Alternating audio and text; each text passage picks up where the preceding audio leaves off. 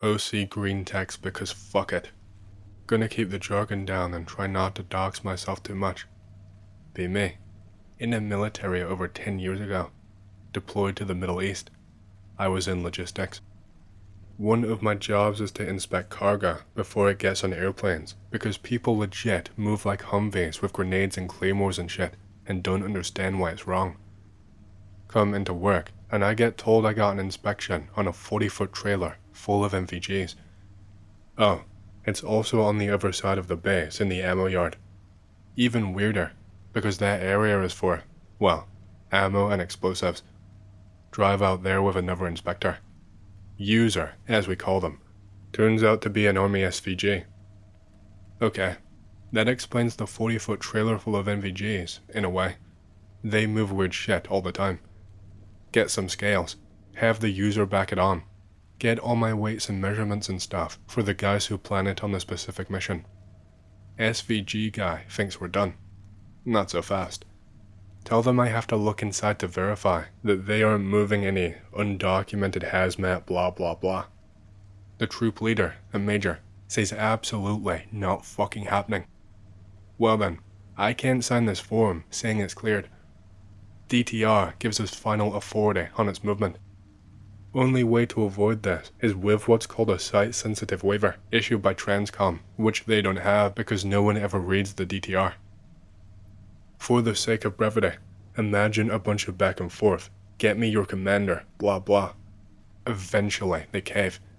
They need my signature, since it's not going up on one of their SOCOM boards. Major opens the trailer, telling me to come in. Upon opening, there is a tarp, basically blocking the view from the outside if someone opens up the doors.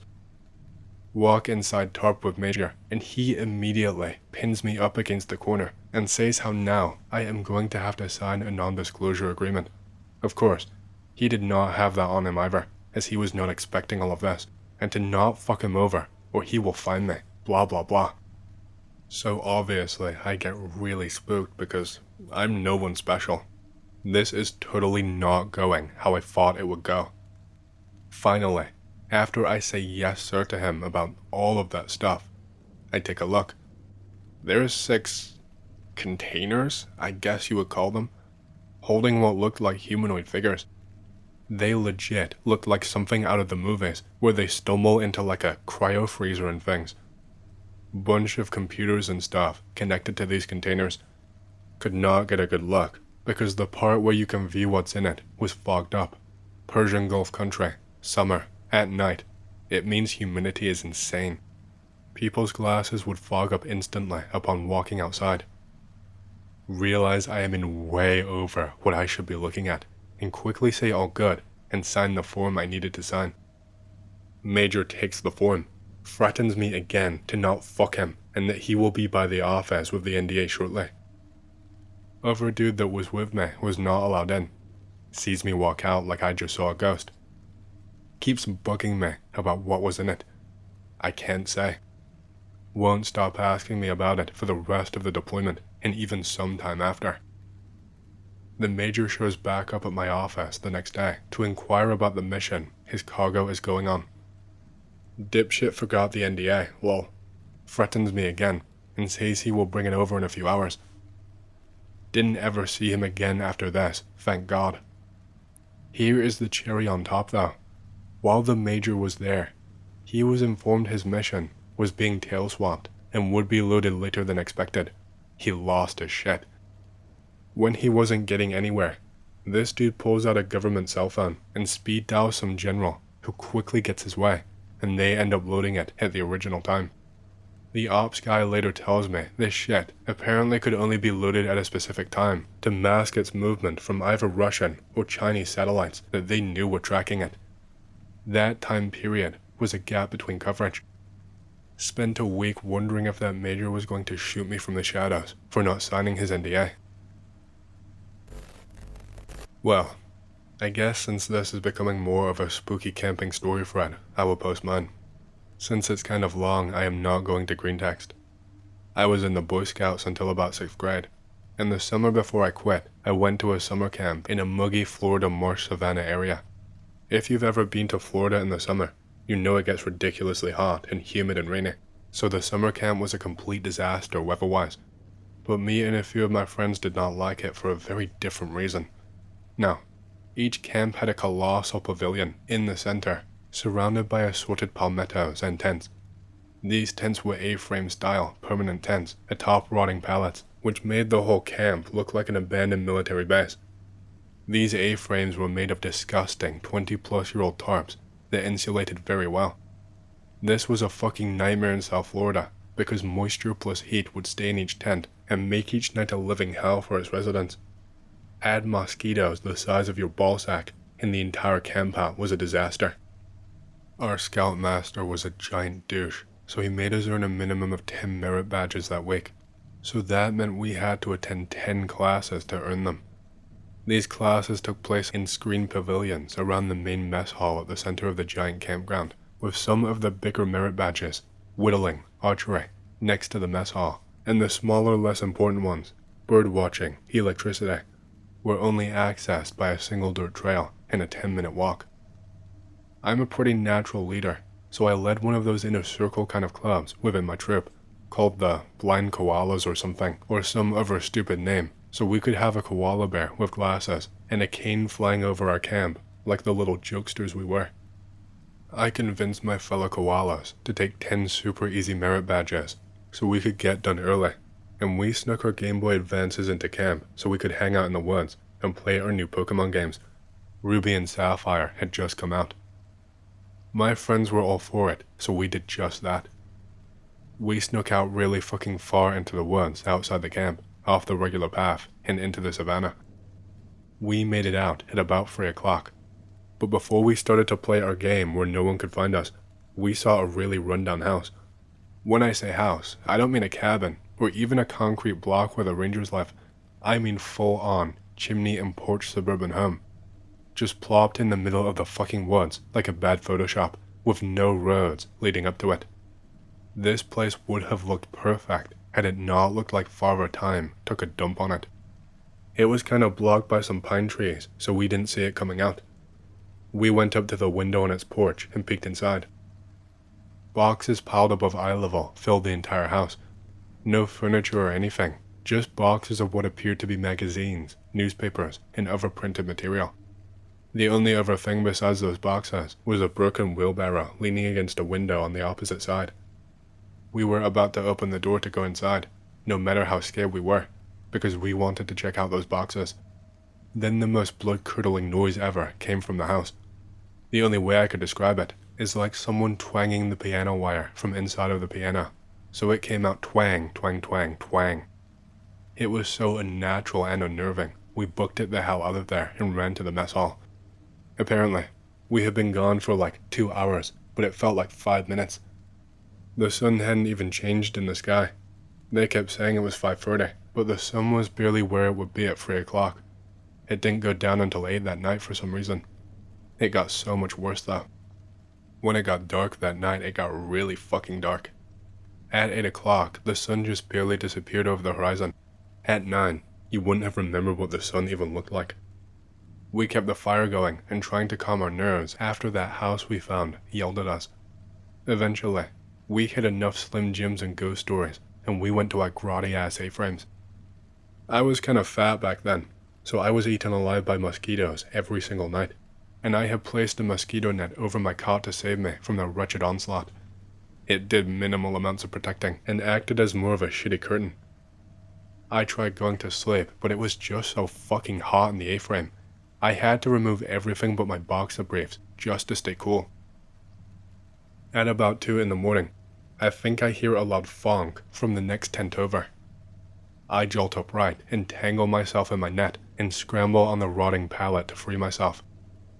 I fall through and fall into the conveniently placed ant pile underneath the pallet.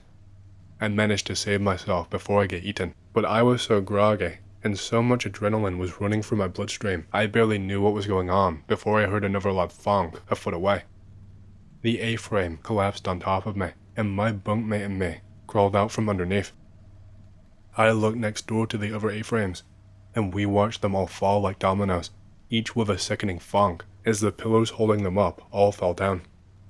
I could barely make out a tall figure in red and white dart from behind one of the tents to another, but I couldn't really tell.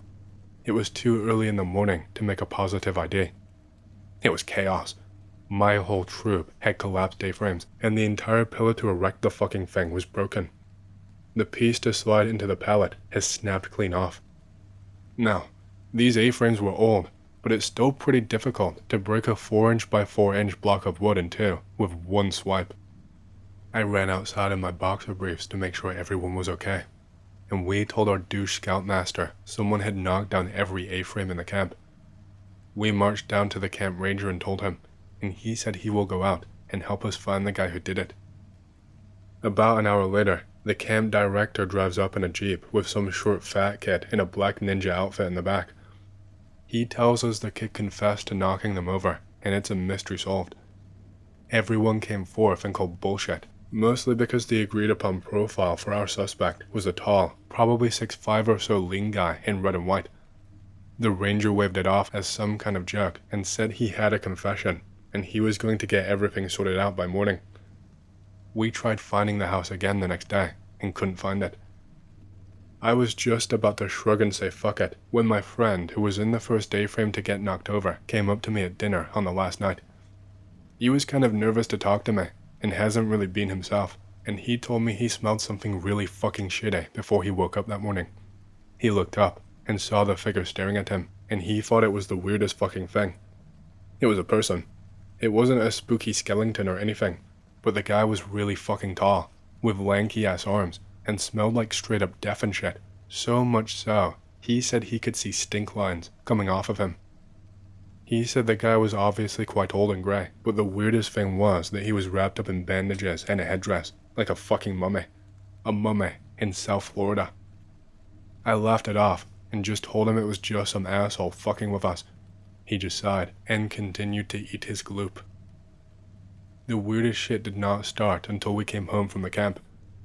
There were 10 people who had their tents knocked over, excluding me and my bunkmate, and out of those 10, 8 of them had burglars clean their place out while at camp. Only me and the kid who thought he saw a mummy were spared. His house burned down a month later. The fire department saying someone had thrown incendiary devices into the windows at night while they were sleeping, even though there was no broken glass or open windows. I guess the pattern here had to do with houses. Nothing has really happened to my house. I moved a couple months after dropping scouts, and the last I heard, my old house was still there. I honestly have no idea what the fuck any of it means, but it's creepy as shit to think about. No one I know from that troop is still in it. They dropped it around the same time as I did. I heard we all dropped a ton of weight too. None of us are fat anymore, and I've been told I look too skinny now. Did we drop the scouts for the same reason? Maybe. I have no idea what to expect from it, or the story, and I know it's shitty as fuck to end a story like that, but the only other creepy thing is that I find ants in my stuff from time to time, and it is annoying as hell. I like to think it has something to do with this, but in reality, it's probably another shitty thing to deal with in life. I get bit a lot still though, and I have to cover myself with band-aids so I won't itch them all the time. Hey, I hope you've enjoyed the story so far. If you do and you want to hear more, please leave a like and subscribe to my channel, and leave a comment down below, as it lets the algorithm know that you like my content and it promotes it to more people. My goal for the channel is to hit 50,000 subscribers, and we're closing in fast, so thank you, and back to the stories. This happened about 2 years ago. It's something I've only ever told one other person since. Pickers of the town.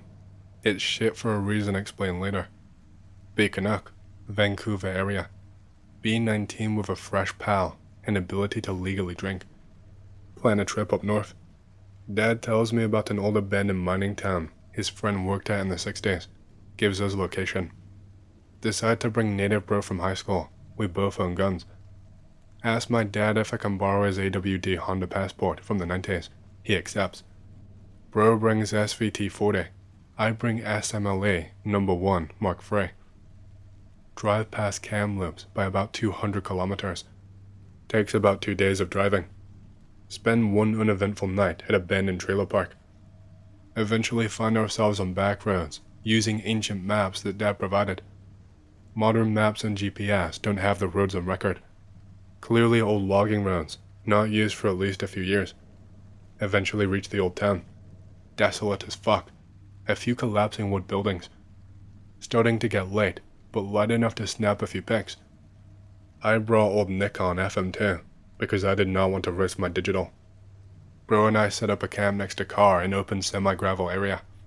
Use wood from old buildings as firewood. Gets dark. Cook a few can of beans and some salmon that native bro caught a few days before. Out comes the beer. Head to tent mildly inebriated. Decide to go in the woods the next day. Late night, early morning. Hear multiple human footsteps outside. Probably just native bro. Go back to sleeping on. Realize native bro is sleeping next to me about 5 minutes later. Wake up bro quietly. Both grab rifles and open tent. Nothing there. Go back to sleeping on. Probably just a dream. Agree with bro and sleep. Wake up next morning somewhat early. Native bro already awake, making breakfast. Frying god-tier canned sardines. And on, it wasn't a dream. Takes a minute for my mind to remember. Bro points out multiple boot tracks into campsite. Not ours for sure. I am visibly more creeped out than native bro. Native bro grew up on shitty reserve, seen some shit, etc. Decide we will lock our gear in the car. Both of us want to investigate. Consult map. Go in a woods with day packs of limited food, water, first aid. Oil lamps and flashlights as well. We each have a reasonable amount of ammo. 40 rounds of new production, PRVI, wooden 74GR, FMJ, .303. Ro has a couple of X54R stripper clips in his coat pocket. Start moving in the direction of the footsteps. Native bro is a good hunter / tracker, but loses the trail about a mile in. Decide to continue in the direction of the tracks anyway. Creeped out at this point. Native bro is pissed that he lost the tracks. Hike about 5 miles, find some more abandoned stuff. Starts getting dark. Realize we got carried away, and realize it would be unwise to head back. Eat some cold beans, since we don't want to attract attention with a fire, and then sleep. Wake up in the middle of the night to whispering. Takes a minute for eyes to adjust to low light. Look over at sleeping native bro. Realize that there is 2 black cloaked figures over him. One is touching his face. They are talking in English, but not audibly. Just about to shit myself. SMLE is across my lap. Flip off safety, as quietly as I can. One of them starts reaching for bro's SVT next to him. Raise rifle to my hip slowly, pointing in their general direction. Fire off the first shot. Force hammer.png. The fuckers see me rise up while working the bolt and run. They start screaming like you would expect someone getting their eyes ripped out to. Native bro practically shits himself and gets down. Mad minute into the forest. Takes us about a minute of frantically throwing our gear together to get out. Panic and start running in a random direction. Get cut up running for a brush. Native bro and I are somewhat fit, both in army cadets since we were young. Run for a good 20 minutes, stop to catch our breath. And on, what the fuck? Explain what happened to bro. He looks horrified, more than usual. Tells me about some cult that committed crimes on his reserve. Says RCMP couldn't do anything since it was native land. Linked to disappearances and child abuse. Reserve is maybe 200 kilometers away from us. Nobody ever convicted. When our nerves calm, we consult our map and compass. We realize that there is a clearing near us and use that to navigate. Forego lights in favor of quiet movement. Move slowly for about 6 hours. Periodic map and compass checks.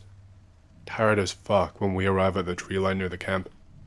Despite being dark, we realize that there is movement in our camp.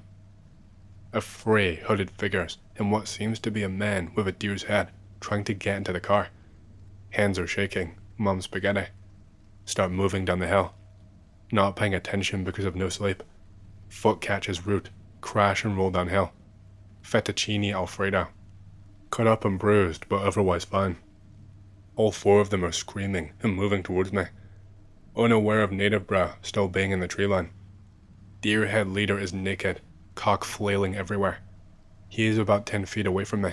Realize he's got a fucking hatchet. Realize I won't be able to raise my SMLE in time. I am going to die here. Make my peace with the God Emperor. 2 shots ring out in rapid succession. Dear man drops his hatchet, clutches his chest, pulls one leg up, and fucking drops. Hooded figures are now hesitant now that the leader just took some Soviet glory to the chest. Pick myself up and raise SMLE. Sort of aim at the middle of the free and fire. What I assume to be a hip shot drops him. He is screaming like a motherfucker.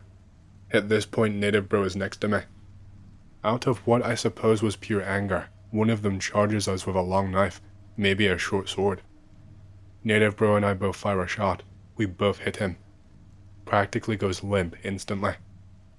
The last remaining uninjured fucker tries dragging his injured friend off. I am hesitant to shoot, since they are backing off, but Native Bro shoots the uninjured one in the head. He keeps moving for about a half a second before dropping. We check the bodies, realize that the deer man was just a guy wearing the head of a deer. X-54R blew his chest open, blood and mashed organs everywhere. Last 2 were dead as fuck. Old rounds like that really mash organs and bone. Last guy remaining alive is pleading for his life. Realize he's not pleading with us. Screaming into the sky about some sort of strangely named god, deity, whatever. Can't remember it for the life of me. Anon, we can't let him live. Realize Native Bro is right. Threat of the cult coming after us, or police finding out, is too great if he lives. Don't want to do it. Offer SMLE to Native Bro. He simply kneels down and slits the guy's throat. Whispers, something something for Sierra. We pick up as much of our brass as we can, pack up the car, and get the fuck out. It's light out by the time we get on the main road. Adrenaline dying down. Realize that I just killed someone. Break down in my car and cry like a bitch. Pull over and have a bro talk about it. Tells me we did it in self-defense. Feel like there's more to it for him. Sober up and continue on the road. We take it easy and stay at motels for the rest of the way back. End up eating at the White Spot in Hope. Completely silent over the meal. Realize how hungry I am. Barely ate twice on the way back. Remainder of the ride back is spent in complete silence. Drop Native Bro off at his apartment in North Van. We exchange an awkward silence and a few smiles. He hugs me for some reason. Call it gay if you want, but I needed that shit.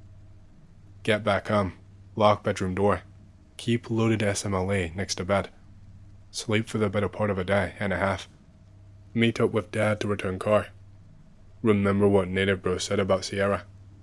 Turns out, she was Bro's older sister who was kidnapped as a kid, ended up an alcoholic and a druggie, and took her own life when she was just 16. Shipwrecks. Asked Dad why town was abandoned. Well and on. The mine dried up, and many of the residents resorted to the illegal industry to make a living. Asked specifics. Said he doesn't know. He will ask his friend who lived there. Friend died 6 months later of lung cancer. Never had the chance to ask him. Even more frustrating than the nightmares is not knowing what the fuck happened. Can't seem to find the town or the town's name online, and I have since wanted to go back with a larger group. Probably going to wait a few years though. Pick related, it's some of my guns. I still own that damn SMLE. I had an unsettling experience. It's not exactly scary, but maybe creepy. 3 a.m. Go out for a cigarette, hanging out on the sidewalk in front of my place. Neighbor across the street is doing the same. He finishes up and waves to me before going inside. I'm alone now. It's really peaceful outside, incredibly relaxing. A bit of a cool night with a perfect breeze, but still rather humid. Felt like a storm might be coming. Look down the street towards the major intersection. See something moving beneath the cars parked along my side of the street. It is small, dark, and moving towards me. I immediately think it's a skunk and turn to go inside, almost flicking my half-smoked cigarette onto the street. Look back again. It's just a shaggy black cat. It pauses when it sees me. I notice it and comes out from the shadows of the parked cars. Sits in the middle of the sidewalk about 30 feet down the street, staring at me. We are staring at one another. I'm smoking my cigarette. He is licking his paw. The cat turns around and looks up at the sky. He must have gotten spooked because he started scurrying towards me. I think he is coming for a pet, but he just goes straight past me and into the garden of my front yard. He is hiding in the bushes. I look up in the sky. It's a really cloudy night. All clouded except for the horizon. The horizon is completely clear, and I am able to see the few stars that get past the light pollution of the city. As I'm looking up, I feel the cat brush up against my leg, look down at him, and let him cuddle me. As I gaze back up into the sky, into the clear horizon, a procession of wispy clouds starts in the pathway of clear sky. They all have the same shape, like the silhouette of people in robes with the hood drawn over their heads, and their heads are down, all in a parade. I notice each one is a bit larger than the other. It trails off and the sky is clear again. Put out my smoke, say goodbye to the shaggy black cat, and go inside. Sort of kinda looked like pick related. Be me, 11 years old. At friend's birthday sleepover party. Morning of the second day. We're just watching a movie. Pause movie to fuck around, making jokes and talking. Suddenly get this terrible feeling. Overwhelmed by a sudden, overwhelming sense of cosmic horror. The sound of my friends laughing and talking fades away, like they're now underwater. This is wrong. Everything is wrong. This isn't real. The world isn't real. Something horrible is coming. It's going to kill us all. I have to warn them, but how? I don't even know what is coming. It's pointless anyway. Our end is inevitable. Feel like the entire world is falling away all around me. Oh God, nobody knows. I am the only one who knows. I can't save anyone. My dad is gonna die. What do I do? What do I do? What do I do? Burst into tears because it's all I can do in the moment. Come to, with my friends huddled around me, asking if I'm okay. I'm not okay, but I do feel a little bit better. The world feels real again. Call my dad and ask him to take me home ASAP. Very quiet until he shows up, not feeling very festive anymore. When my dad asked me why I wanted to come home early, I don't even know where to begin. I just felt sick and wanted to come home. I am pretty sure this was just a panic attack or something.